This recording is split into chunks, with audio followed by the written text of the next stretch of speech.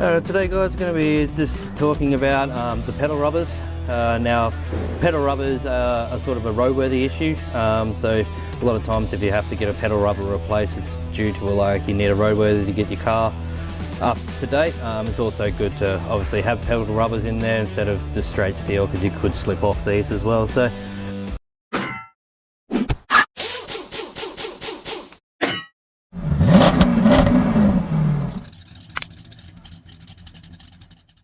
the first thing we'll do is obviously remove the old one, same as clutch pedal here. So the main thing you want to be doing is measuring the pad itself. So you want to try and get your best measurement as possible. So this is 60 high, only around about 40 wide. So you can get a lot of pedal rubbers to suit a lot of different vehicles. It's just obviously all dependent on the brake of the clutch pedal size. So there is universal sort of style ones, which is like this style here. It's fairly square, but when you do fit it, it will stay there. So always best to obviously try and get the one that's more vehicle specific.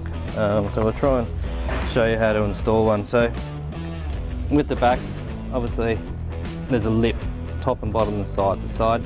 The way I find it better is finding the lip into the bottom, working that up,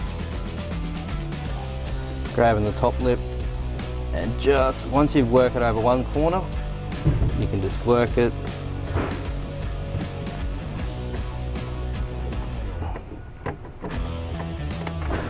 and all she fits. So that's there and mounted.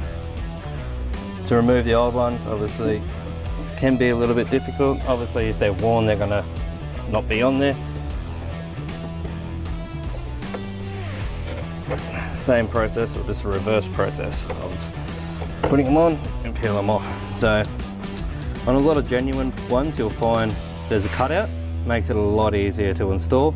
A lot of the aftermarket ones, like this style here, there's no cutout. So if you do struggle occasionally, it's alright to do a little cut there to help you get it on. But you're going to find a lot of these pedal rubbers available at onlineautoparts.com.au.